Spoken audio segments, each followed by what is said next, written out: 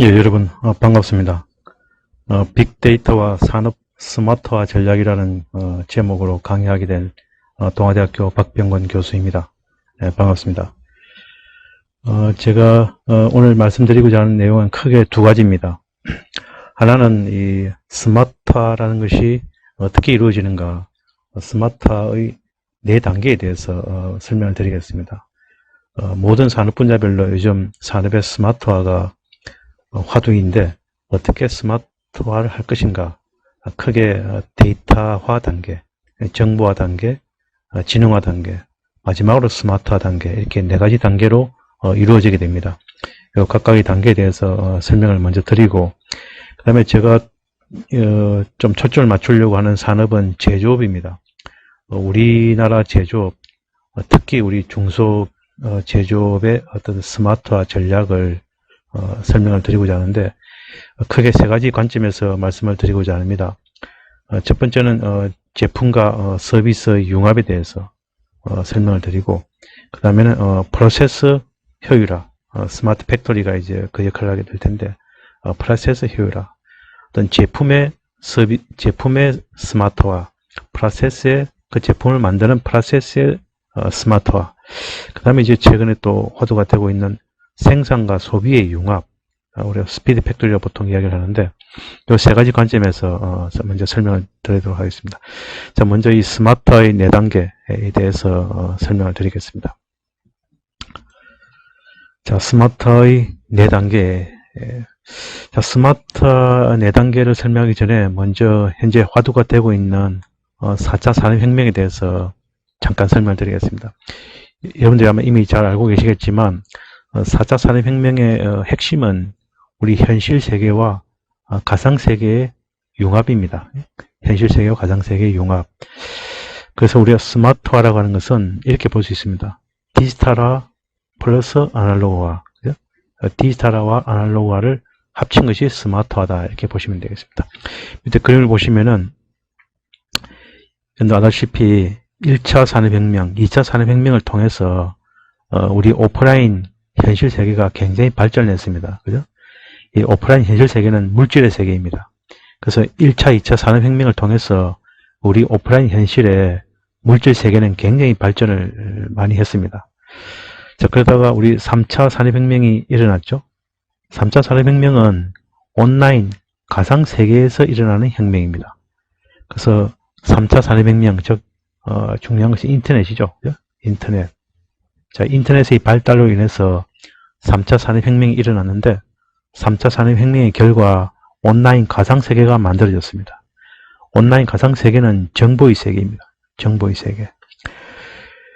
자, 지금은 그래서 3차 산업혁명은 이 오프라인 현실 세계를 온라인 가상세계로 디지털화하는 것, 이것이 3차 산업혁명입니다. 그죠?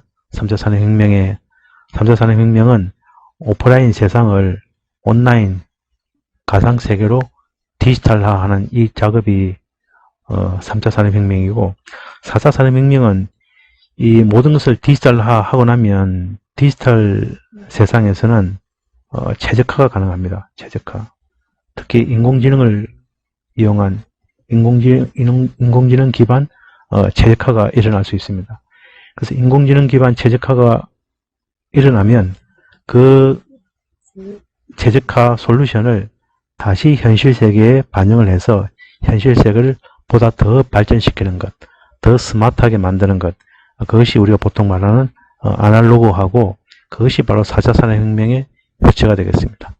그래서 4차 산업혁명은 현실 세계를 가상 세계로 전부 디지털화하고 그 디지털화된 그 정보를 기반으로 해서 AI를 활용해서 최적화한 다음에 그 최적화한 결과를 다시 아날로그화 기술을 사용을 해서 현실 세계에 반영을 해서 현실 세계를 다시 한 번 더 좋은 세상으로 업그레이드하는 것, 이 과정이 4차 산업혁명이라고 보시면 되겠습니다. 제가 오늘 말씀드리려고 하는 것은 바로 이것입니다. 어떻게 디지털화하고 어떻게 최적화를 하고 어떻게 최적화한 결과를 다시 현실 세계에 아날로그화할 것인가, 그래서 현실을 좀 더 스마트하게 만들 것인가, 그 방법론과 전략에 대해서 설명을 드리고자 합니다. 자, 좀 전에 말씀드린 대로 그 스마트화 단계를 우리가 4단계로 분리해 볼 수가 있습니다. 이 스마트화 4단계는 우리 인간의 뇌를 모방한 단계입니다. 우리 인간의 뇌를 보시면은 우리 인간이 아주 스마트한 존재이지 않습니까? 그 이유가 우리 이 인간의 그 오감을 통해서 데이터를 수집을 합니다. 그죠? 눈, 귀, 촉각 이런 오감을 통해서 데이터를 수집하면 그 데이터가 단기 기억은 해마에, 장기 기억은 대뇌 피질에 저장이 됩니다. 그러면 전전두엽이라고 하는 이 부분에서 이 기억장치에 기억되어 있는 내용들을 구조화해서 여기서 지능이 발생합니다. 그러니까 해마와 대뇌 피질은 기억하는 장소고 이 기억되어 있는 정보를 처리해서 지능을 발현시키는 곳이 전전두엽입니다. 그래서 전전두엽에서 지능이 발생하면 그 지능에 의해서 이 실제로 사람을 손, 다리, 팔을 동작을 시키죠. 움직여서 환경에 적합하게 인간이 동작할 수 있도록 살아갈 수 있도록 그렇게 만듭니다.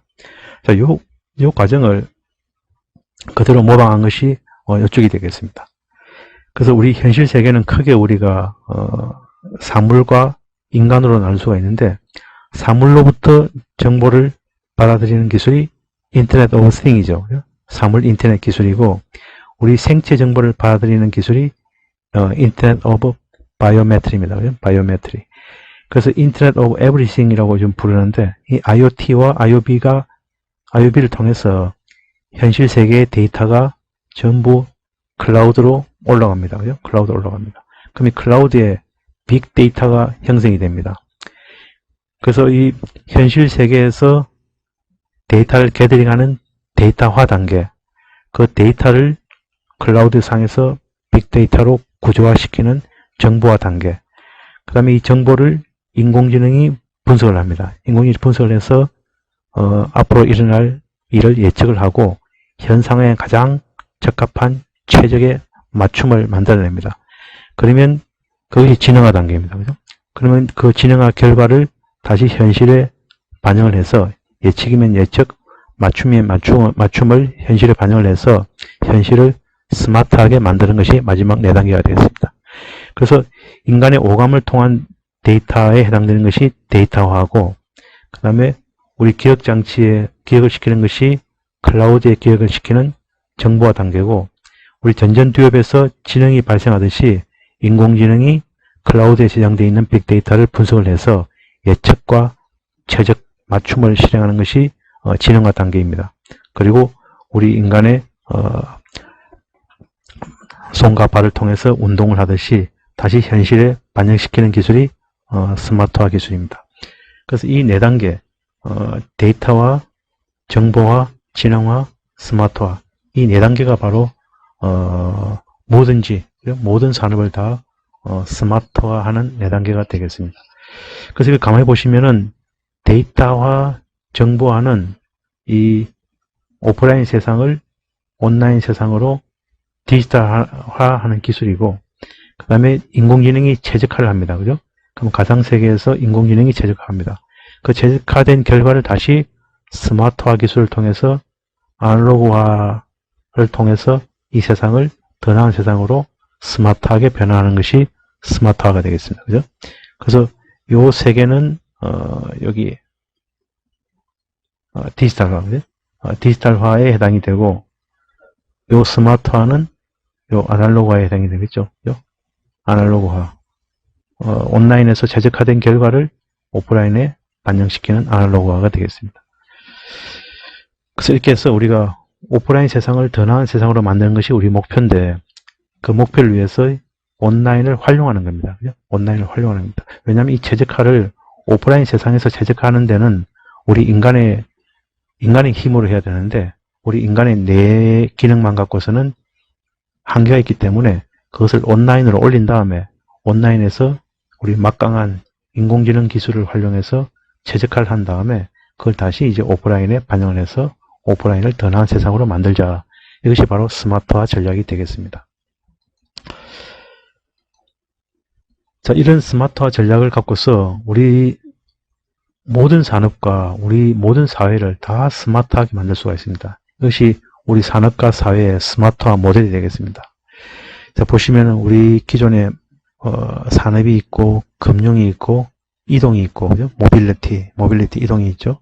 그다음에 건강, 도시, 교육, 그다음에 제도, 환경, 안전, 이 모든 분야를 전부 스마트하게 만듭니다. 그죠? 스마트하게 만들어서 산업 분야는 스마트 팩토리, 금융은 스마트 금융, 이동은 스마트 모빌리티, 건강은 스마트 헬스케어, 도시는 스마트 시티, 교육은 스마트 교육, 제도는 스마트 거버넌스, 환경은 스마트 환경으로, 안전은 스마트 세이프티로 다 스마트하게 바꿀 수 있다는 것인데, 이 바꾸는 모델이 이 도메인은 달라도 다 똑같습니다. 다 똑같은 앞에서 말씀드린 대로 데이터화, 그죠? 정보화, 그 다음에 지능화, 그 다음에 스마트화, 이 4개 단계를 거쳐서 사회의 모든 분야를 다 이렇게 스마트하게 바꿀 수가 있다. 그런 이야기입니다. 자, 왼쪽에 있는 거 보시면 기존에 우리가 이미 많은 기술들을 가지고 있습니다. 기존 기술을 갖고 있습니다.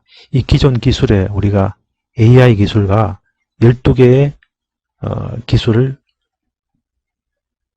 접목을 시켜서 이렇게 스마트하게 사회의 모든 분야를 다 스마트하게 하자는 뜻인데, 여기 보시면은 밑에 옆에 있는 이 6개 기술, SNS, IoB, IoT, LBS, 요 4개의 기술은 데이터화에 사용되는 기술입니다. 적어놨네요, 그죠? IoT는, 그 다음에 LBS는 로케이션 베이스드 시스템이죠. 로케이션 베이스드 서비스라고도 하고, 그 다음에 IoB, 그 다음에 SNS, 이런 4가지 기술을 활용해서 인간과 사물의 데이터를 데이터화 시킵니다. 그죠? 인간과 사물을 데이터화 시킵니다. 그 다음에 그 데이터들을, 그 다음에 두 번째, 클라우드 플랫폼에다가, 그 데이터들을 정보화 시킵니다. 그죠? 빅데이터로서 정보화 시키고, 이 클라우드에 저장되어 있는 빅데이터를 인공지능이 최적화합니다. 그죠? 최적화합니다. 그것이 진화가 되겠습니다. 최적화하면 그 최적화된 결과를 이제 현실 세계에 발산하는데, 그 현실 세계에, 죄송합니다. 현실 세계에 맞도록, 이 현실 세계에 맞도록, CPS 디자인 기술, 여기 나와 있는 6개 기술이, 아날로그화 기술입니다. 요,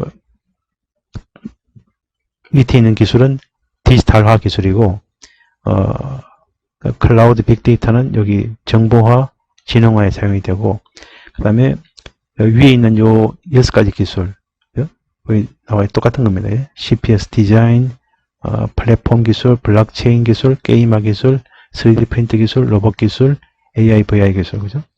CPS 디자인 기술, 3D 프린팅 기술, 로봇 기술, AI, VR, 블록체인, 게임, 플랫폼, 이 6가지 아날로그화 기술을 사용을 해서 인공지능이 최적화한 결과를 각 분야에 적용을 해서 스마트한 사회를 만들 수 있다. 이것이 바로 우리 산업과 사회의 스마트화 모델이 되겠습니다. 앞에서 설명드린 대로 스마트화 모델은 분야마다 다 똑같습니다.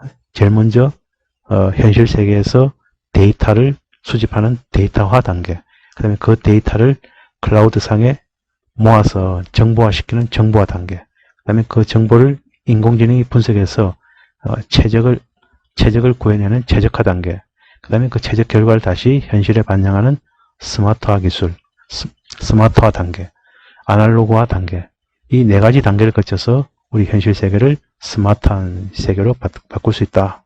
이런 모델이 되겠습니다. 자, 예를 들어볼까요? 그 중에 하나 유통업을 예를 들면 여러분 잘 알다시피 우리 아마존이라고 하는 세계 최고의 유통업체가 보면 이 스마트 유통을 실현하고 있습니다. 보시면 이 4단계를 거칩니다. 그죠? 제일 먼저 데이터화입니다. 고객의 구매 데이터를 수집을 합니다. 그죠? 고객이 아마존 온라인상에서 구매를 하면 그 구매 데이터를 수집을 합니다. 그 수집된 데이터를 클라우드상에 빅데이터화합니다. 그죠? 구매 패턴을 빅데이터화하고 그 구매 패턴을 인공지능이 분석합니다. 분석을 해서 각 개인별로 예상 구매 물품을 예측을 합니다. 그죠? 각 개인별로 이 사람은 다음에 무슨 제품을 살 것이다 라는 예측을 합니다. 그러면 선배송이 가능합니다. 스마트한 현실 세계를 지금은 발주 전 배송을 하게 됩니다. 이거 우리가 보통 선배송이라고 그러죠. 선배송. 발주를 하기 전에, 그죠? 사용자가 주문하기 전에 사용자가 주문할 것 같은 제품을 미리 사용자 가까운 위치에 물류센터로 선배송을 할 수 있습니다. 선배송을 함으로 인해서 유통과 물류 비용을 감소시키는 것이죠.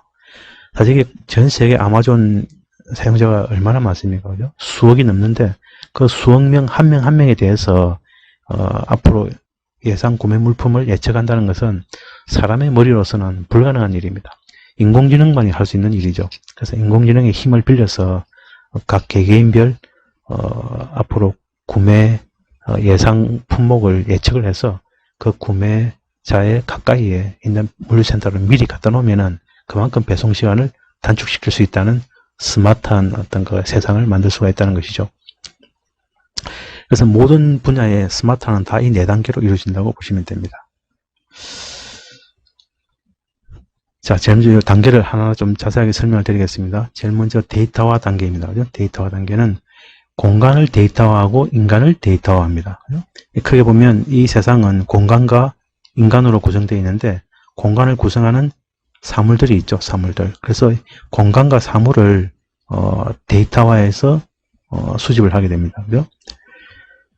그래서 거기에 사용되는 기술이 바로 사물로부터 데이터를 수집하는 IoT 기술, 그죠? 사물 인터넷 기술.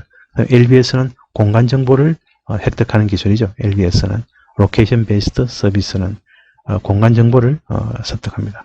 그것도 인간 정보를 또 습득하기 위해서 인간의 생체 정보를 게더링하는 IOB, 그죠? 인터넷 오브 바이오메트리. 그다음에 인간과 인간의 어떤 그 인간 공동체, 인간과 인간 간의 어떤 관계 정보를 뽑아내는 SNS. 그래서 사물과 인간 양측에서 현실 세계 데이터를 뽑아내는 단계가 데이터화 단계가 되겠습니다. 이 한 단계에 대해서 좀 자세히 보겠습니다. IoT, LBS, 그다음에 IOB, SNS 각각에 대해서 좀 자세하게 보도록 하겠습니다. 자, 먼저 IoT입니다. IoT는 우리가 보시면 IoT 네트워크가 최근에 등장했죠. IoT 망이라고 해서. 그게 제일 처음 우리가 PC망이 등장하고, 그 다음에 이제 우리가 모바일망이 등장하죠.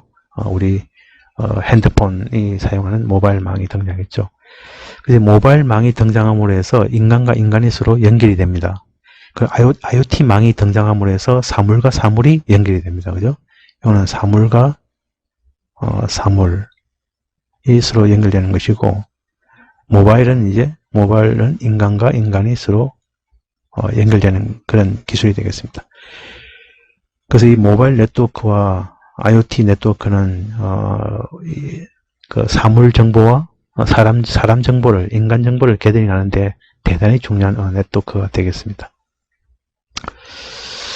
그래서 IoT를 보시면은 IoT는 생명을 가진 사물을 만들겠다, 즉 스마트싱을 만들겠다는 겁니다. 생명을 가진 사물이라는 것은 지능을 가진 사물입니다. intelligent thing 또는 뭐 smart thing이라고 말을 하는데, 그죠?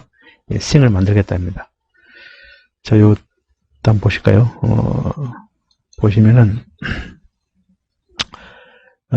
인간과 융합하는 사물 해서 크게 사물 인터넷은 3가지 관점에서 이루어지고 있는데, 하나는 사물에서 데이터를 수집할 수 있는 그런 기능을 사물이 가지게 되죠. 이게 사물 인터넷의 초기 단계죠.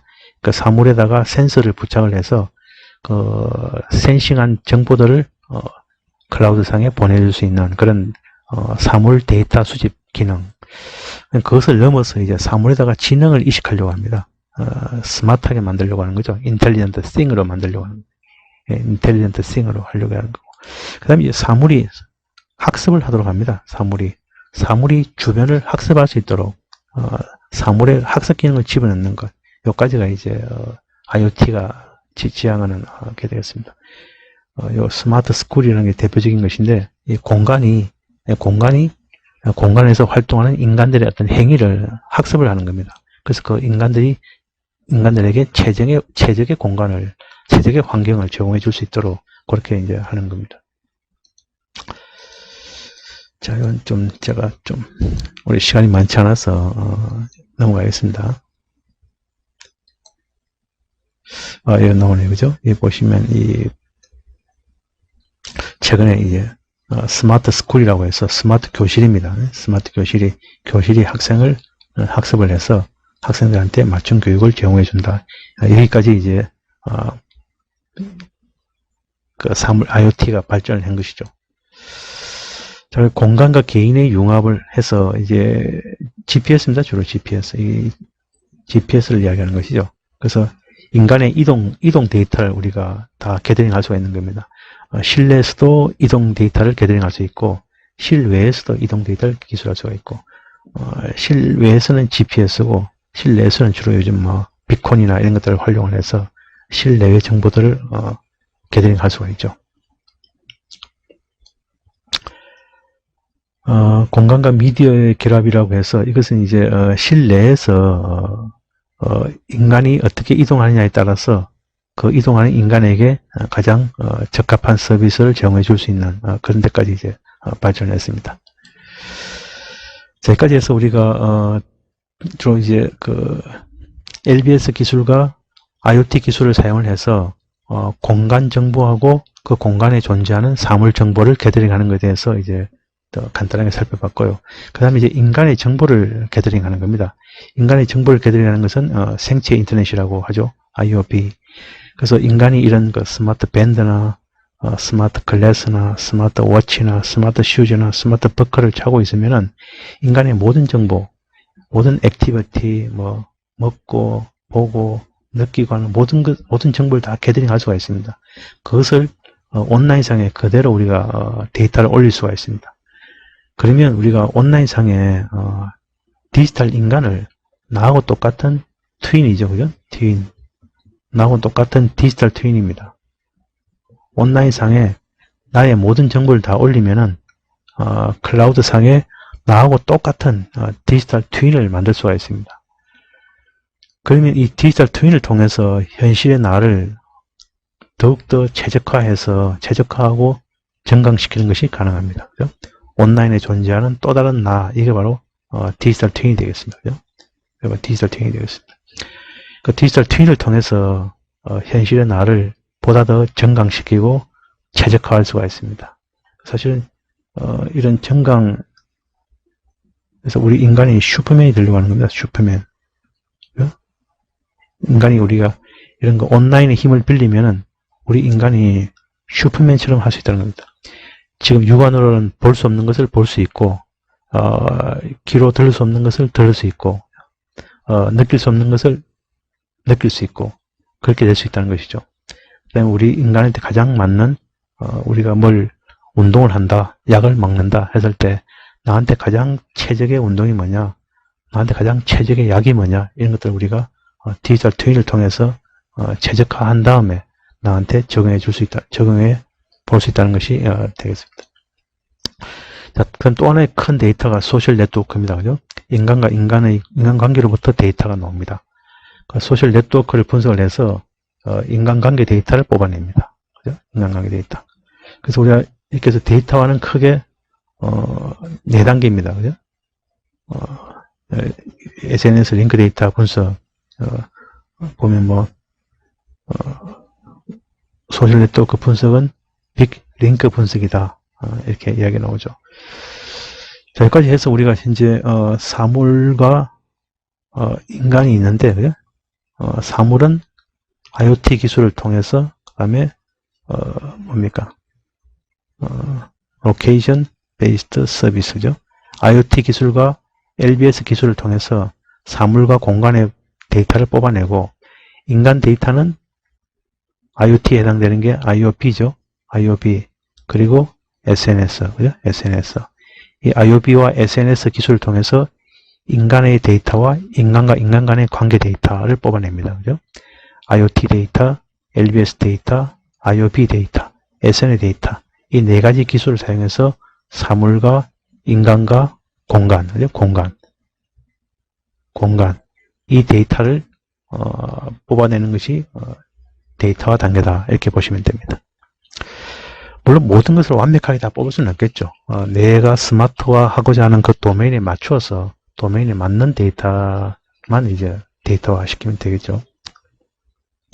그래서 데이터화가 되고 나면 그 데이터를 클라우드 상에서 정보화를 시키는데, 정보화는 크게 두 가지가 있는데, 하나가 이제 디지털 트윈을 구축하는 겁니다. 조금 전에 말씀드린 대로 왜 오프라인 세상에서 이렇게 모든 데이터를 다 뽑아야 되느냐, 뽑아서 뭘 할 것이냐. 첫 번째 정보화 단계에서는 그 데이터를 갖고서 디지털 트윈을 만들 것입니다.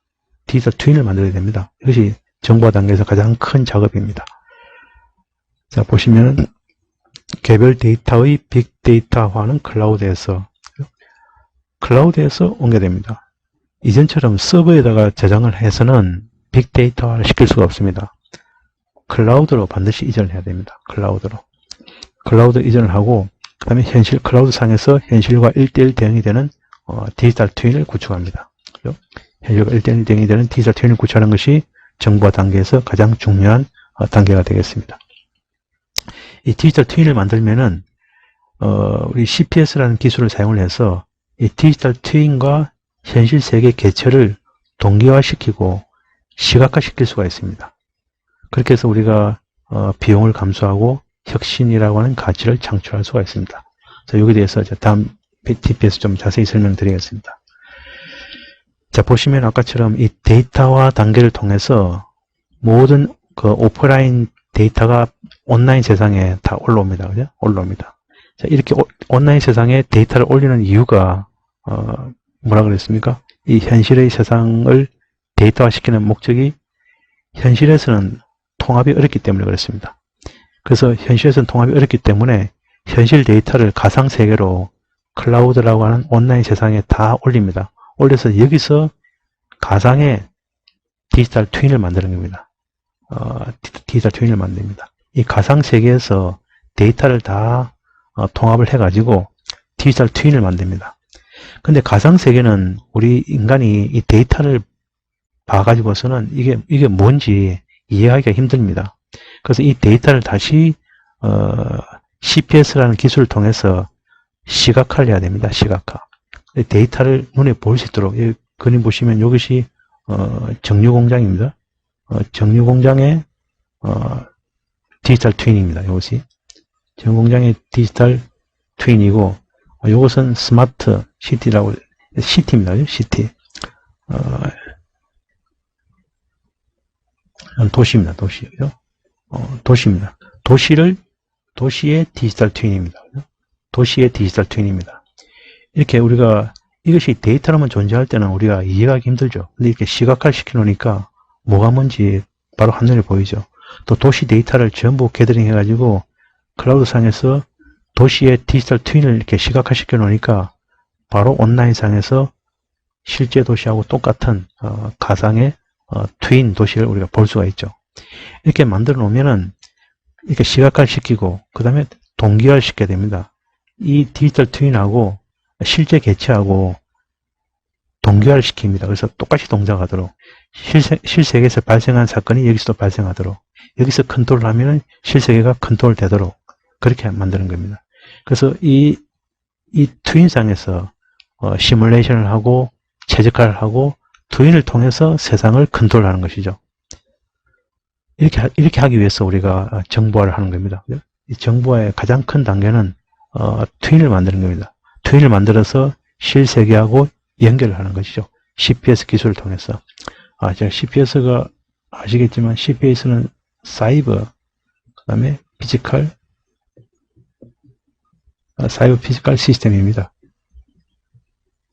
그러니까 사이버하고 피지컬을 하나의 시스템으로 동기화시켜서 하나의 시스템으로 만드는 기술, 그것이 CPS가 되겠습니다.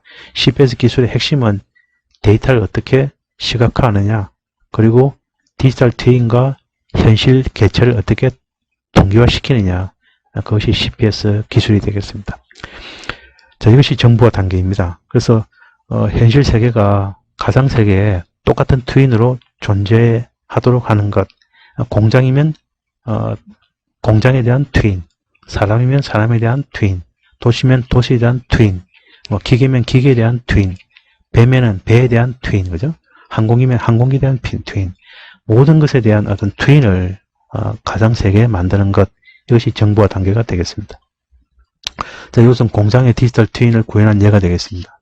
보시면은 이것이 사이버 가상 공장이고 이게 실제 물리적 실제 공장입니다. 보시면은 사이버에서 만들어진 디지털 트윈을 통해서 우리가 어떤 설계 및 사전 시운전을 해볼 수가 있습니다. 또 특정 제어로직을 한번 트윈상에서 검증해 볼 수가 있습니다. 자, 이런 것들은 현실 공장에서는 하기 힘들죠. 사전 시운전을 해본다든가 제어로직을 바꾸어서 검증해 본다든가 이런 것들은 전부 다 디지털 트윈상에서 이루어집니다. 그리고 이 디지털 트윈을 보시면은 여기 AR 기기를 통해서 현실에 갖다 대면 이상 탐지 및 생산성 분석을 할 수가 있습니다. 여기 보시면 이 작업자가 여기 디바이스를 갖고서 비추고 있죠. 그러면 이 디지털 트윈하고 이 현실 세계가 여기서 연동이 돼가지고 싱크가 돼가지고 내가 보이는 곳에 이상 탐지 및 현재 생산성을 분석할 수가 있습니다. 그리고 유지보수와 진단도 우리가 할 수가 있습니다. 자, 이런 것들이 가상 공장에서 다양한 예측과 맞춤을 할 수가 있고, 특히나 또 과거 시간대로 돌아가서 과거 시간대 생산 공정을 리플레이 해볼 수 있습니다. 또 재구성해 볼 수 있고, 이런 것들은 사실은 현실에서는 불가능한 것들이죠. 그래서 설계와 운전 시뮬레이션을 검증해 볼 수가 있다. 이런 것들이 우리가 또 실시간 알람을 알려주고 조업 지시를 정보를 주고, 이런 것들이 우리가 트윈을 통해서 아주 편하게 할 수 있다는 겁니다. 그래서 이 보시면 PLC 같은 PLC죠. PLC 같은 제어 장치를 통해서 디지털 트윈하고 실제 공장을 싱크, 정확하게 딱 싱크를 맞출 수가 있습니다. 동결을 시킬 수가 있습니다. 그래서 여기서 바뀌는 내용이 여기에 반영이 되고, 여기서 바뀐 상황이 여기에 반영이 되고, 이렇게 해서 두 개가 싱크를 해서 될 수가 있습니다. 자, 정보화 단계 또 하나가 산업 플랫폼입니다. 산업 플랫폼. 산업 플랫폼을 구축하는 겁니다. 산업 플랫폼은 공장과 공장을 연결하는 겁니다. 모든 공장을 다 연결하는 겁니다. 그래서 보시면은 이것이 글로벌 기업이 주도하는 현재 산업 플랫폼의 예입니다. 대표적인 게 GE죠. GE의 프레딕스입니다. 프레딕스. 그래서 GE는 이 프레딕스라는 산업 플랫폼을 통해서 300개 이상의 기업 생태계를 구축하고 있습니다. 즉 300개의 기업들이 이 프레딕스 상에서 서로 연결되어 있는 것이죠. 같은 플랫폼 상에서 동작되고 있습니다. 또 지멘스입니다. 지멘스는 마인드스피어라고 하는 산업 플랫폼 상에 현재 데이터는 100개라고 되어 있으나 옛날 데이터죠. 지금은 수백 개의 기업들이 모여가지고 하나의 생태계를 구축하고 있습니다. 보시도 마찬가지고 다른 기업들 다 마찬가지죠. 이렇게 벌써 글로벌 기업들은 자기를 중심으로 해서 산업 플랫폼을 구축을 해놓고 그 플랫폼에 많은 기업들이 참여하도록 그렇게 하고 있습니다. 그 산업 플랫폼이 있으면 상당히 좋은 것이 거기서 많은 서비스가 우리가 받을 수가 있습니다. 나 혼자만으로서는 불가능했던 많은 고급 서비스들을 받을 수가 있습니다. 우리가 클라우드로 가는 목적도 그렇습니다. 클라우드상에 우리가 아마존 클라우드다 가보면은 엄청난 서비스가 존재합니다. 내 혼자 서버에서, 내 단독 서버에서는 구현할 수 없는 많은 서비스들이 클라우드 상에서 존재합니다. 산업 플랫폼도 마찬가지예요. 이 산업 플랫폼에 들어가 보면은 수많은 기업에 필요한 서비스들이 제공되고 있습니다. 이런 것들을 활용하는 것이 정보화 단계에서 대단히 중요한 단계다라는 말씀인데 제가 시간이 없어서 넘어가겠습니다. 네, 그 다음에 진흥화 단계인데 좀 빨리 좀 하겠습니다. 시간이 너무 많이 지적이 됐네요. 자, 정보화 진흥화 단계는 인공지능이 진흥화를 주도하는데, 과거에도 인공지능이 있었습니다만 과거에는 주로 알고리즘밖에 없었습니다. 알고리즘밖에 없었습니다. 이 알고리즘을 실행할 강력한 컴퓨팅이 부족했습니다. 지금 우리가 강력한 GPU가 등장해서 병렬 컴퓨팅이 가능해졌죠. 그래서 강력한 컴퓨팅 기능이 지금은 제공이 되고, 또 옛날에는 이 알고리즘을 처리할 수 있는 데이터가 없었습니다. 별로 없었습니다. 근데 지금은 IoT 기술로 인해서 방대한 데이터가 우리가 구할 수가 있습니다. 그래서 이제는 인공지능을 실행할 수 있는 강력한 컴퓨팅, 인공지능을 처리할 수 있는 수많은 데이터, 이런 것들이 있기 때문에 인공지능이 최근에 이제 부활을 하게 된 것이죠. 그리고 알고리즘 자체도 딥러닝이라고 하는 새로운 알고리즘이 나와가지고 알고리즘 자체도 계속해서 발전을 하고 있고, 그래서 새로운 알고리즘, 강력한 컴퓨팅, 그리고 방대한 데이터, 이 세 개가 다 모여가지고 이제 인공지능이 가치를 발현하는데, 아까 말씀드렸다시피 인공지능의 가치는 우리 인간이 예측할 수 없는 것을 예측할 수 있고, 인간이 최적화할 수 없는 것을 최적화해주는, 맞춰주는 그런 기능들이 인공지능이 주는 가치가 되겠습니다. 간단히 이해입니다. 인공지능이 제일 많이 쓰는 데가 얼굴 인식이죠. 얼굴 인식. 사람이 얼굴 인식하는 인식률은 97.53%밖에 안 됩니다. 하지만 인공지능들이 예측하는 인식률은 99%가 넘습니다. 그러니까 사람보다 훨씬 더 얼굴을 저 사람이 누구다 인식할 수 있는 그 인식률이 높다는 것이죠. 그만큼 인공지능이 이제는 인간을 능가하고 있습니다. 또 하나가 이제 겐이라고 부르는 것인데, 겐. 이것은 스케치를 주면 그 스케치에 가장 적합한 디자인을 우리가 추천해 줍니다. 그러니까 이런 식의 스케치를 주면 그게 가장 적합한 건물 사진을 보여주고, 대충 이렇게 스케치해 주면 고양이를 주고, 가방을 대충 스케치해 주면 가방 사진을 갖다가 보여줍니다. 그죠? 구두를 스케치해 주면 구두 사진을 보여줍니다. 이런 것들이 사실은 요즘 디자인을 자동화하는데, 그죠? 이 디자인을 자동화하는데 상당히 요즘 많이 사용됩니다. 디자인 자동화. 사실 디자인이 상당히 힘든 작업이거든요. 사람이 디자인하는 것이. 근데 이 인공지능이 디자인하는 것이 오히려 더 사람 디자이너보다 더 아주 내추럴하게 자연스럽게 디자인이 나온다고 합니다. 그만큼 앞으로 디자인 자동화도 겐 기술을 통해서 인공지능이 이제 담당하게 될 것 같습니다. 자, 인공지능은 뭐 엑셀하고 비교해보면 엑셀만큼 쉽습니다. 요즘 인공지능을 사용하기가.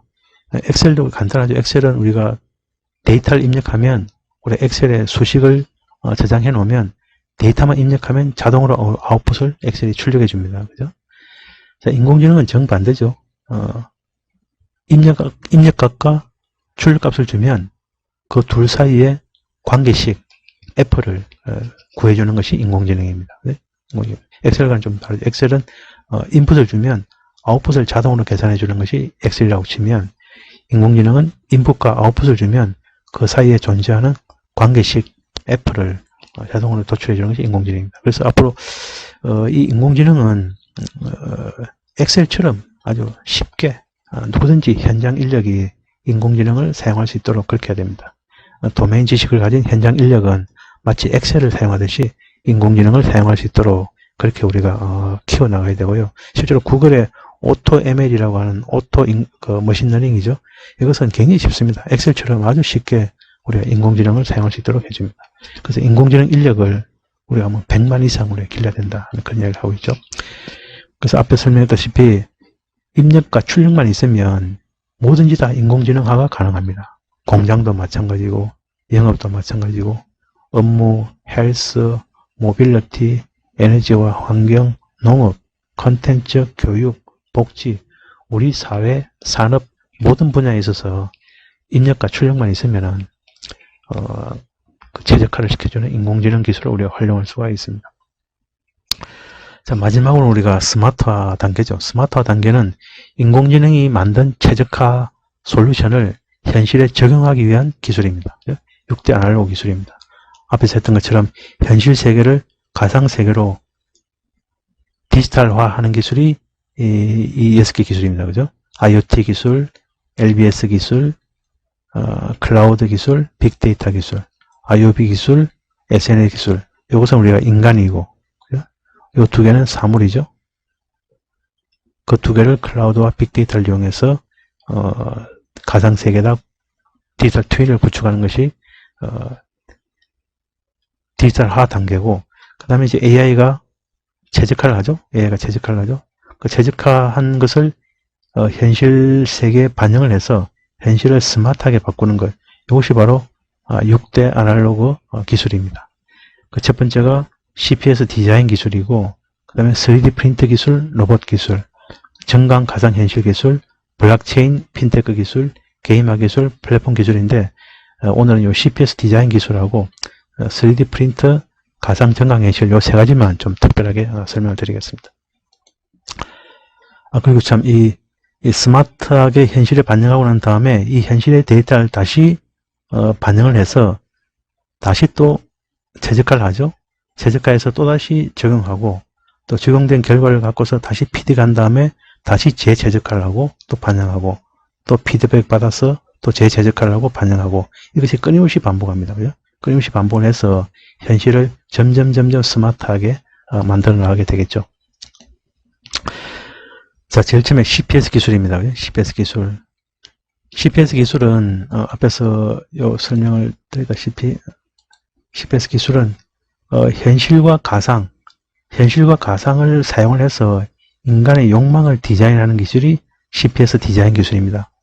지금 무슨 말이냐면 이게 보면 우리 그 유통에서 새로운 그 유통 매장을 보여주고 있습니다. 기존의 오프라인 유통 매장에다가, 그죠? 이 오프라인 유통 매장이죠. 온라인 유통 매장에 그죠? 온라인을 결합시킨 것입니다. 온라인을, 그죠? 결합시킨 것이 CPS입니다. 이것이 CPS입니다. 사이버하고 피지컬을 하나의 시스템으로 만드는 것이 CPS인데, 이 CPS를 어떻게 디자인할 것인가, 이게 제일 중요한 기술입니다. CPS 디자인 기술, 그죠? 여기 보시면 이게 미러죠. 이게 가상의 그 디지털 미러입니다.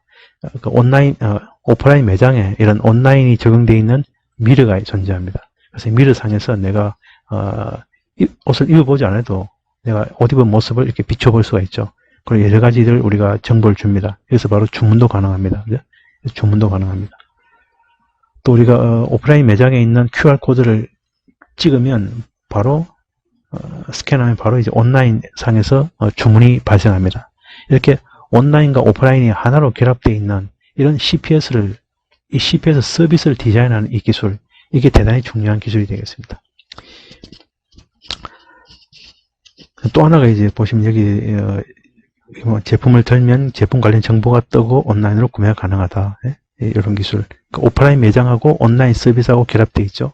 여기도 보면 이제 AR 기술을 사용을 해서, 이게 현실 공간을 비추면은 내가 원하는 제품을 그 공간에다가 갖다 놓으면 그 공간에서 이 제품이 어떤 모습으로 보일까 이렇게 볼 수가 있습니다. 이것도 보면 온라인과 오프라인이 하나로 결합되어 있는 그런 CPS 기술입니다. 그래서 이런 CPS 기술을 어떻게 우리가 활용을 하면 어떻게 활용할 것인가, 사실은 이게 대단히 중요한 기술입니다. 아날로그 기술 중에서 온라인을 오프라인에 결합시키는 CPS 기술, 이게 아날로그 기술 중에서 대단히 중요한 기술이고요.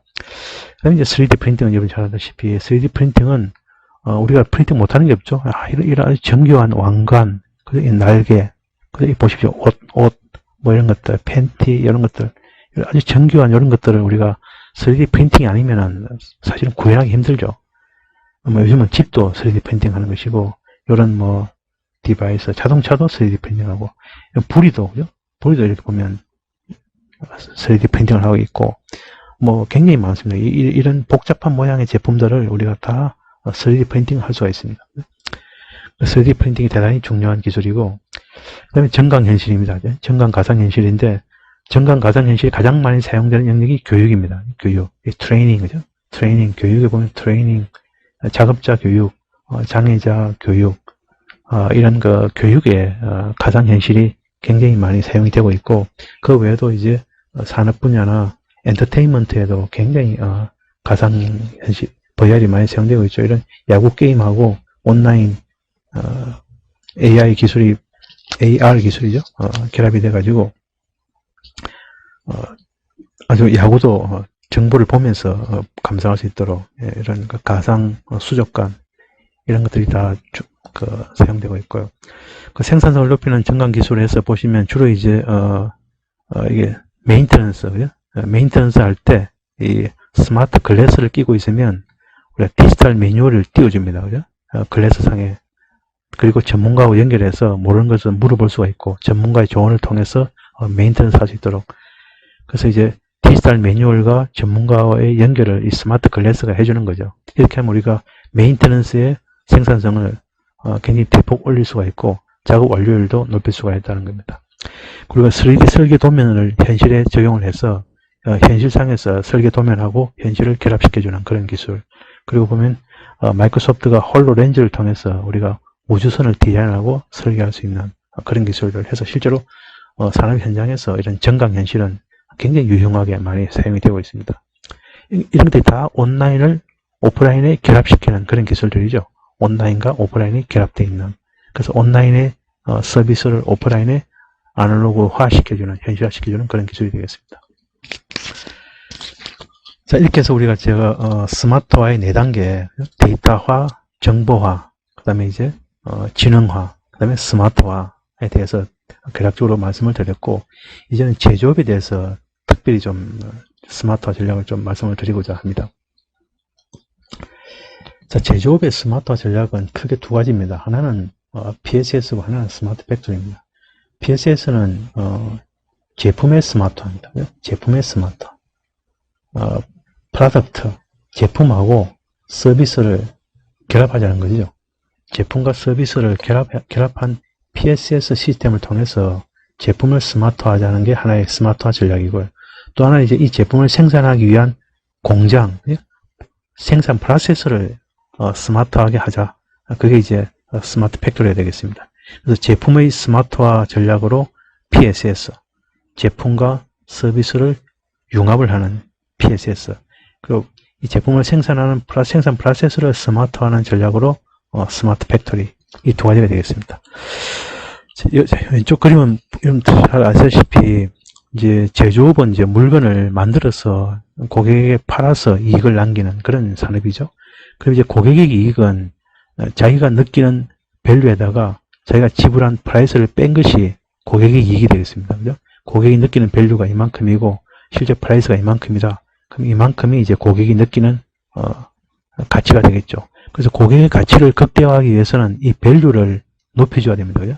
밸류를 높여줘야. 그리고 밸류를 높여주면 내 프라이스를 올릴 수가 있습니다. 그죠? 내 프라이스를 이렇게 올릴 수가 있습니다.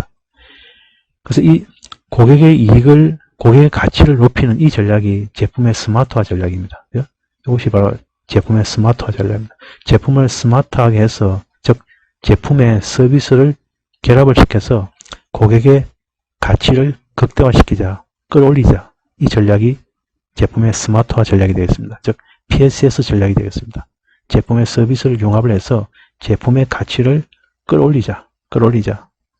이것이 첫 번째 전략이고, 2번째는 이 제품을 생산하는 코스트를 줄이자입니다. 자, 제조사 이익은 프라이스에다가 제조 원가, 코스트를 뺀 것이 제조사 이익입니다.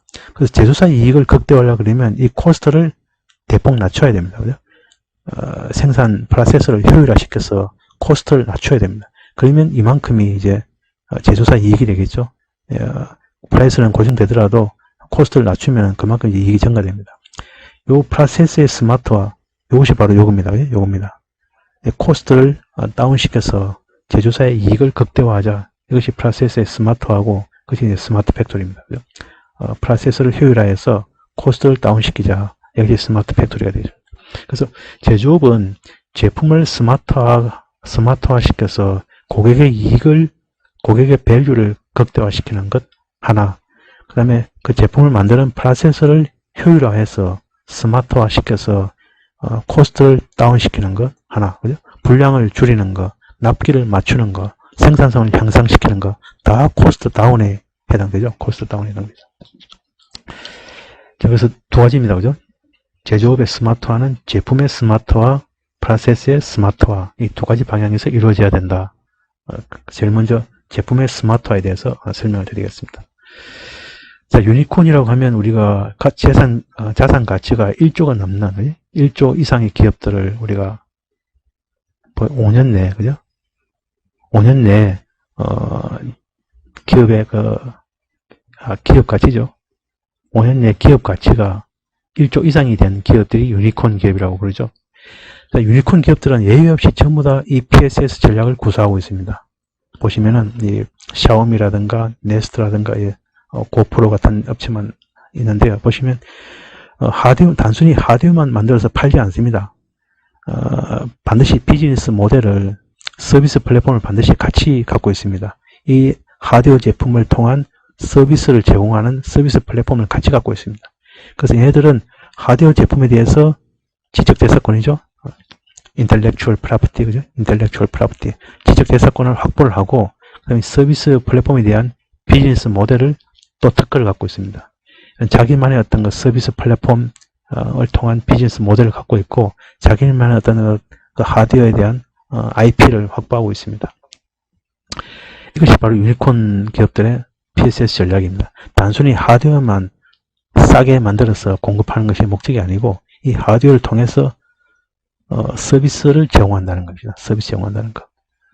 이것이 중요한, 이거 나오죠. 수익 구조가 제품과 서비스 플랫폼 기반의 수익 모델이다. 이것이 유니콘 기업들의 대표적인 전략입니다. 자, 보시면 우리가 그 혁신의 아이콘이 애플이죠. 애플도 보면 하드웨어만 팔지 않습니다. 그죠? 하드웨어만 팔지 않고 거기에 플랫폼 서비스라는 것을 결합을 했습니다. 그래서 제일 처음에 이게 뭡니까? 이게 아이팟이죠? 아이팟입니다. 아이팟. 이 아이팟이 MP3 플레이어죠. MP3 플레이어인데, 이 MP3 플레이어가,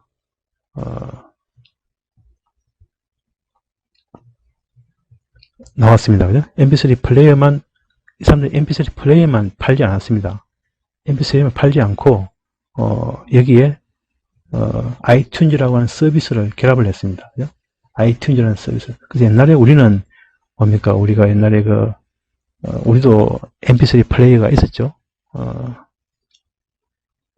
자, 잃어버렸는데, 우리는 단순히 MP3 플레이어만 개발해서 주로 이제 상품을 팔았는데, 이 친구들은 MP3 플레이어라는 아이팟이라는 하드웨어에다가 이 음악을 다운로드해서 들을 수 있도록 이 아이튠즈라는 서비스를 제공을 했죠.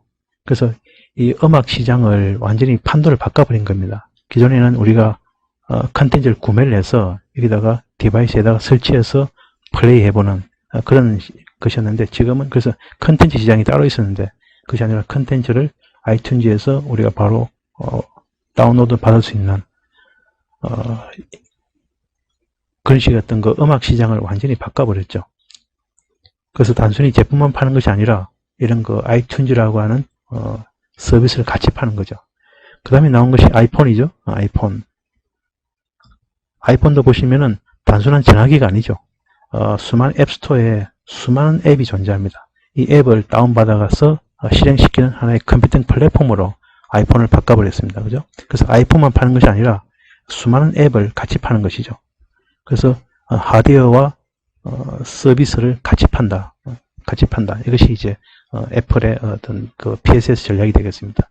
그래서 애플은 지금 세계 넘버원 기업이 됐죠. 옛날에는 아주 망해가던 기업이 이런 식의 어떤 그 PSS 전략을 통해서 완전히 세계 넘버원 회사로 거듭났습니다. 말씀드립니다. 이 하드웨어만 파는 것이 아니라 하드웨어 플러스 서비스를 결합을 해서 완전히 새로운 전혀 다른 비즈니스 모델을 수익 모델을 구축을 했다. 이것이 이제 애플의 전략이 되겠습니다. 자, 마찬가지로 모바이크도 같은 다음은 모바이크입니다. 모바이크도 유사한 개념입니다. 제품하고 서비스 융합 전략인데요. 여기 보시면 자전거 공유 업체죠. 보시면 이제 특별히 설계된 IoT 바이크가 있습니다. 그러니까 자전거에 대한 모든 그 위치라든가 상태 데이터를 게더링할 수 있는 IoT 장비가 들어있는 바이크가 있고, 이 바이크를 통해서 이제 자동차 공유 서비스를 하면서 사용자한테는 GPS 기반의 실시간 공유 서비스를 제공해주는, 그래서 단순히 자전거만 제공해주는 것이 아니라 자전거를 통해서 현재 위치라든가 다양한 어떤 서비스를 제공해주는, 그래서 제품하고 서비스를 융합한 그런 전략을 취하고 있습니다. 자, 그 다음에 카이 에너지인데요. 카이 에너지 역시 마찬가지로 스마트 미터라고 하는 온도를 측정할 수 있는 디바이스가 있는데, 이 스마트 미터로 전기량을 계측하죠. 실시간 전기량을 측정을 하면 잉여 기기라든가 낭비 요소를 분석을 해가지고 낭비 요소나 사고를 사전에 방지할 수 있는, 그래서 에너지 사용 최소화로 비용을 최적화할 수 있는, 그래서 가정의 에너지를 절약할 수 있는 그런 서비스를 이 디바이스를 통해서 제공해 주는 겁니다. 디바이스만 파는 것이 아니죠. 그래서 그 디바이스를 통해서 이런 식으로 하면 가정의 에너지를 절약할 수 있습니다. 쓸데없는 낭비를 방지할 수 있습니다라는 서비스를 제공해 주는 겁니다. 그 서비스를 파는 거죠. 가정에게. 그러니까 이런 것들이 전부 다 보면 제품과 서비스가 결합되어 있는 그런 제품의 스마트화 전략이 되겠습니다. 자, 이런 그 PSS는 지금은 데이터 중심으로 이제 진화를 했죠. 여기 보시면 전통적인 PSS라고 되어 있는데 옛날에는 주로 이런 거죠. 머신을 하나 팔면은 그 머신에 딸려있는 소모품을 같이 판매하는 이런 식의 어떤 그 PSS 개념이죠. 또 자동차를 팔면 현대카드하고 기아차가 이게 제휴를 맺어가지고 자동차를 팔면 이 현대카드를 통해서 뭔가 금융 리스를 제공해주는 이런 식의 어떤 그 서비스였는데 금융 리스 서비스, 소모품 판매 서비스 이런 식의 컨셉이었는데 제가 말씀드리려고 하는 PSS는 데이터 중심의 제품과 서비스의 결합입니다. 데이터를 기반으로 하는. 그래서 보시면은 또 데이터를 기반으로 하는 PSS는 제품과 서비스의 융합은 두 가지 또 종류가 있습니다. 하나는 제품 주도형이 있고 또 하나는 서비스 주도형이 있습니다. 이 두 가지에 대해서 좀 간단하게 살펴보도록 하겠습니다. 자, 데이터 중심의 PSS는 어떤 데이터를 활용하여 어떻게 서비스를 제공할 것인가 이 문제입니다. 그래서 제품 중심형 DPSS와 서비스 중심의 PSS 두 종류가 있는데 한번 볼까요? 예를 들면 제품 중심형 PSS의 대표적인 예가 캐터필러입니다. 그죠? 캐터필러는 중장비 만드는 회사인데 중장비에 센서를 부착을 해서 그 중장비 데이터를 수집을 합니다.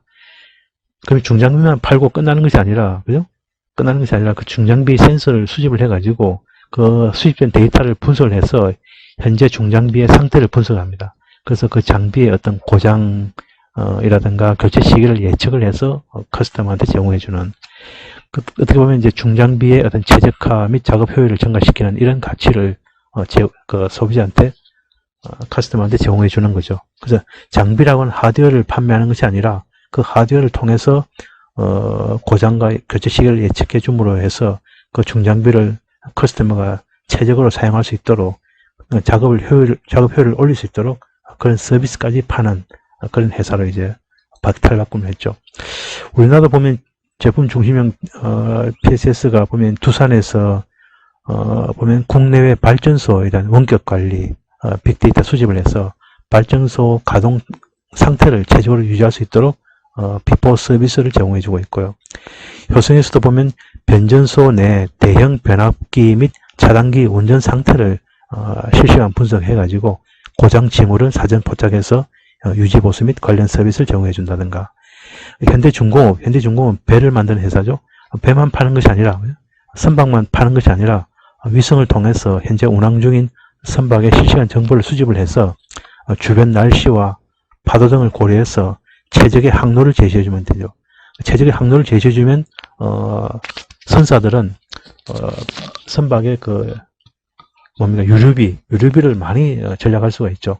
그래서 선박만 파는 것이 아니라 그 선박을 최적으로 운항할 수 있는 서비스까지 제공해주는 그런 것들이 어떻게 보면 제품 중심형 PSS가 되겠습니다.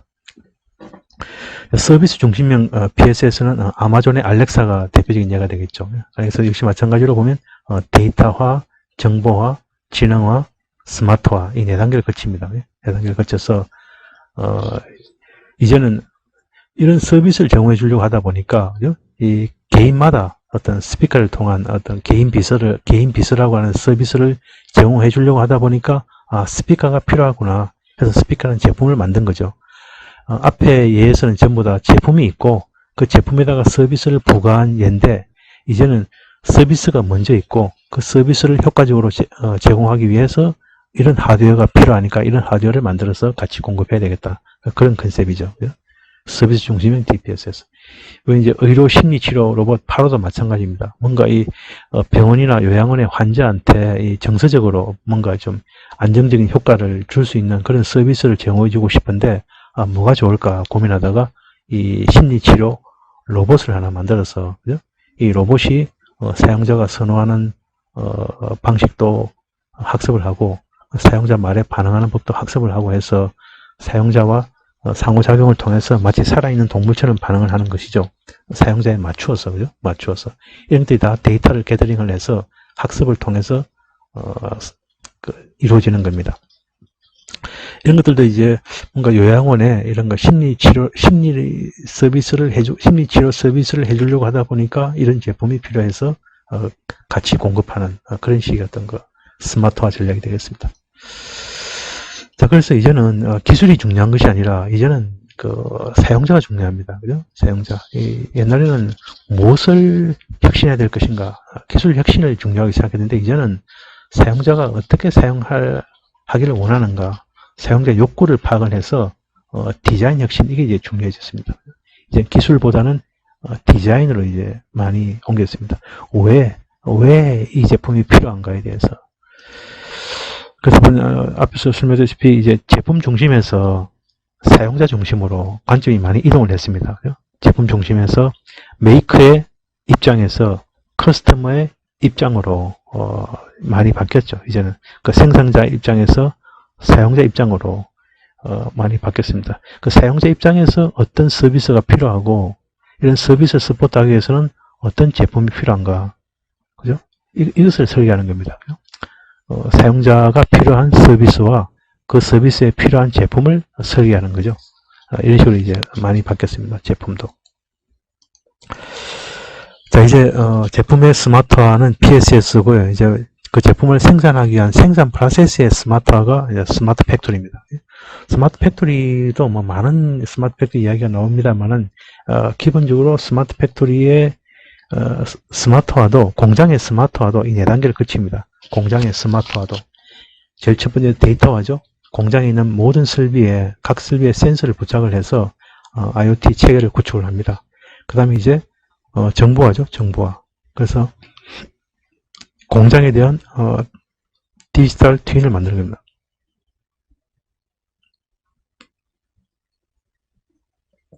공장의 디지털 트윈을 만드는 게 정보화입니다. 그죠? 그 다음에 이제 이 디지털 트윈을 통해서 최적화합니다. 최적의 공장 운영과 배치 방식을 결정을 합니다. 그 트윈상에서 이제 최적의 방안이 마련되고 나면 실제 공장에 적용을 하는 거죠. 그래서 실제 공장의 운영을 최적화하는 겁니다.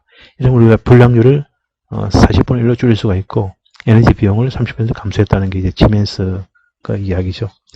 그래서 이제 공장 운영을 이렇게 스마트하게 해야 된다는 겁니다. 스마트하게. 데이터와 정보화, 지능화, 스마트화를 통해서 공장 운영을 스마트하게 하자. 이것이 이제 스마트 팩토리의 요체가 되겠습니다. 그래서 단순 자동화를 넘어서 지능형 공장으로, 그죠? 아까 말씀드렸다시피 현실 공장하고 디지털 트윈하고 1대1로 CPS로 이제 결합을 하는 거죠. 결합을 해서 디지털 트윈에서 공장 최적화가 이루어지고 그것이 바로 현실 공장에 반영이 되도록 그렇게 하자는 겁니다. 그렇게 하면 우리가 디지털 트윈상에서 많은 걸 할 수 있습니다. 그죠? 환경 관리, 설비 관리, 에너지 관리, 안전 관리, 물류 관리, 품질 관리, 생산 관리, 이런 것들이 전부 다 비전 팩토리, 뭐 버추얼 팩토리, 뭐 여러 가지 이야기로 부릅니다만 결국 가상의 공장에서 이런 것들의 공장 운영을 가상의 공장에서 AI를 통해서 최적화할 수 있다. 그런 이야기죠. 그게 바로 지능형 공장입니다. 그죠? 지능형 공장. 스마트 팩토리는 자동화 공장이 아닙니다. 지능형 공장입니다. 지능형 공장. 데이터를 수집해서 그 데이터를 분석을 통해서 현재 공장을 스마트하게 바꾸는 그런 지능형 공장으로 바뀌어야 됩니다. 공장의 두뇌를, AI를 활용하는 것이죠. 두뇌를 장착하는, 그래서 AI를 활용하는 그런 것이 지능형 공장이 되겠습니다. 자, 또 하나의 마지막 이슈가 이 생산과 소비의 괴림 문제입니다. 알다시피 현재 대량 생산 체제는 생산지하고 소비지가 이제 따로따로 되어 있습니다. 예를 들면 이게 신발 공장인데요. 기존에 보시면 디자이너가 있는 독일 본사하고 실제로 해외 생산 기지가 떨어져 있습니다. 그래서 중간에 대규모 창고가 있어야 되는 것이죠. 그럼 이제 대량 재고, 기존에 이런 식의 어떤 그 생산과 소비가 이렇게 분리되어 있는, 생산과 소비가 분리되어 있는 이런 경우에는 대량 재고가 발생합니다. 판매 부진, 그죠? 이런 것들이 이제 기존의 생산과 소비의 괴리 현상이었는데, 이게 두 개를 합치자는 것입니다. 결국 소비자가 있는 곳에 생산지를 옮기자는 것입니다. 그게 스피드 팩토리입니다. 스피드 팩토리. 그래서 스피드 팩토리는 소비자가 있는 곳에 바로 공장이 있기 때문에 소비자의 스마트폰으로 주문을 받습니다. 그리고 로봇과 3D 프린팅으로 24시간 내에 제품을 생산해서 바로 그 자리에서 제공하는 소비자 제품을 제공하는 거죠. 그러니까 이게 스피드 팩토리입니다. 이렇게 다시 한번 보시면은 이제는 생산과 소비가 분리시키지 말고 생산과 소비를 융합을 하자는 겁니다. 그러면 이제 대량 맞춤의 시대로 갈 수가 있다는 겁니다. 기존에 보시면 공장에서 대량 생산해서 대량 소비하는 이런 식이었잖아요. 그죠? 아니면 이제 한두 사람의 장인이 수제를 만들어서 소량으로 제공하는 이런 식이든가. 그래서 이런 대량 생산은 자동화 공장이 답입니다. 대량 생산은 자동화 공장이 답입니다. 하지만 이제는 공장에서 대량으로 맞춤을 하자는 겁니다. 한 명 한 명에 맞도록 대량 맞춤을 하자는 겁니다. 공장에서. 이게 바로 스마트 공장입니다. 지금 보시면 고객하고 기업이 융합을 해야 됩니다. 고객 따로 기업 따로. 그죠? 고객을 모른 채로 기업이 제품을 만들어서 고객한테 그냥 사라고 주죠. 이게 기존의 컨셉이었다 그러면 고객이 자기가 필요로 하는 제품을 바로 기업한테 주문을 하는 그게 디지털 DIY입니다. 그죠? DIY는 Do It Yourself죠. 그러니까 고객이 디지털로 공장에 들어옵니다. 공장에 들어와서 자신이 필요한 제품을 스스로 설계를 하는 겁니다. 그리고 이거 만들어 달라고 바로 주문을 날리는 겁니다. 이게 디지털 DIY입니다. 디지털 Do It Yourself. 너가 필요로 하는 제품을 우리 회사, 우리 공장 사이트에 들어와서 너가 직접 설계하고 주문하라는 겁니다. 그러니까 고객과 기업이 바로 융합되어 있는 거죠. 그죠? 그러니까 융합되어 있는 거죠. 고객이 기업의 하나의 제품 디자인 과정에 참여하는 겁니다. 주문 과정에 참여하는 겁니다. 그 다음에 온디맨드와 온스플라이의 결합입니다. 온디맨드는 이건 주문이죠. 주문하자마자 바로 생산하는 겁니다. 그죠? 주문하자마자 바로 생산하는 것이고, 온스플라이는 생산하자마자 바로 딜리버리 하는 것입니다. 이런 대량 생산 체제에서는 생산하고 난 다음에 창고에 보관되어 있다가 그다음에 여러 단계의 유통을 거쳐서 비로소 이제 소비자한테 전달됩니다. 그래서 많은 과정을 거쳐서 온스플라이가 아니죠. 근데 대량 맞춤은 바로 전달됩니다. 그죠? 생산하자마자 즉각 바로 전달되는 것이 온스플라이입니다. 온디맨드는 주문하자마자 바로 생산하는 것이고, 온스플라이는 생산하자마자 바로 딜리버리 하는 것입니다. 이런 것이 바로 스피드 팩토리입니다. 스피드 팩토리. 그 PS에서는 이제 제조와 서비스가 연결되어 가지고, 연결되어서 아까 말씀드린 대로 제품을 통해서 소비자의 어떤 사용 행태, 제품의 상태, 이런 것들이 끊임없이 제조사에 연결되어 있는 것이죠. 연결을 통해서 알 수가 있는 겁니다. 그래서 제조하고 서비스가 연결되어 있는 이런 PSS, 이런 디지털 DIY, 스피드 팩토리, PSS 이런 걸 통해서 우리가 생산과 소비가 지금까지는 떨어져 있었다고 친다면 대량 생산 시대에는 떨어져 있었는데 이제 대량 맞춤의 시대에는 생산과 소비가 융합이 되어서 대량 맞춤의 시대로 가야 된다. 이것이 이제 제조업의 큰 흐름이 되겠습니다. 그래서 이런 대량 맞춤의 시대에는 스마트 제조기업이 되어야 되는데 이것은 제가 생각하는 겁니다. 일단 아까 말씀드린 대로 글로벌 시장과 팬덤 고객으로부터 맞춤 주문을 받죠. 온디맨드 주문을 받으면 바로 이제 생산에 들어갑니다. 그 생산 끝나면은 바로 온스플라이로 공급이 이루어지게 됩니다. 그리고 글로벌 협력사는 스플라이어도 우리가 RPA를 통해서 로봇 프로세스 오토메이션이죠. 로봇을 통해서 최적의 공급망을 글로벌 서치를 통해서 최적의 스플라이어들을 찾습니다. 그죠? 최적의 공급망을 찾아야 되고, 그 다음에 이제 아까 말씀드린 대로 이게 공장인데 컨베이어 벨트가 없죠. 예, 자율분권형 팩토리입니다. 자율분권형 팩토리입니다. 그 공장이 스스로 운영되는 그런 공장장이 없습니다. 그죠? 매니저가 없습니다.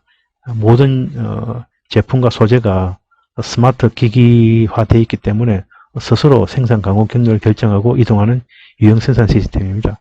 그리고 이런 공장의 모든 데이터는 클라우드에 다 올라갑니다. 그래서 팩토리 트윈이 만들어지고 트윈에서 수요 예측, 대량 맞춤, 스마트 공정, 스마트 물류가 이루어집니다. 그래서 트윈에서 발생한 진행이 공장에 바로 적용이 되는 이런 식으로 아마 앞으로 대량 맞춤의 시대에는 제조 기업이, 공장이 가동되지 않을까 이렇게 생각을 합니다. 그래서 제가 오늘은 우리 스마트 시대에, 4차 산업혁명 시대에 맞도록 우리가 산업을 어떻게 스마트하게 바꿔야 되는데 어떻게 할 것인가에 대한 일반적인 전략, 데이터화, 정보화, 지능화, 스마트화에 대한 개념을 설명을 드렸고, 그다음 특히 우리가 제조업 관점에서 우리가 제품을 어떻게 스마트하게 할 것인가, PSS죠. 그 제품의 생산 프로세스를 어떻게 스마트하게 만들 것인가, 스마트 팩토리죠. 스마트 팩토리. 단계는 똑같습니다. 그죠? 데이터를 모으고 그것을 클라우드에다가 트윈으로 정보화시키고 AI로 분석을 해서 최적화를 하고 그 최적의 결과를 아날로그 기술을 사용해서 현실에 반영을 해서 현실을 스마트하게 만드는 그 프로세스는 똑같습니다. 스마트 팩토리. 또 하나는 지금 대량 생산 시대에서 대량 맞춤의 시대로 가고 있다. 대량 맞춤의 시대에는 더더욱 아까 PSS와 스마트 팩토리가 필요하다. 스마트 제조 기업으로 가야 된다라는 그런 말씀을 드렸습니다. 제가 좀 시간을 좀 많이 사용을 해서 좀 급하게 설명을 드렸습니다만은 제 나름대로 우리 산업계에 몸담고 계신 분들이라면은 이런 큰 그림을 좀 이해를 하시고 여러분들의 어떤 구체적인 사업장에서 사업 전략을 짜시고 사업 운영을 하는 것이 도움이 되지 않을까 해서 자료를 준비했습니다. 강의를 끝까지 경청해 주셔서 대단히 감사합니다. 고맙습니다.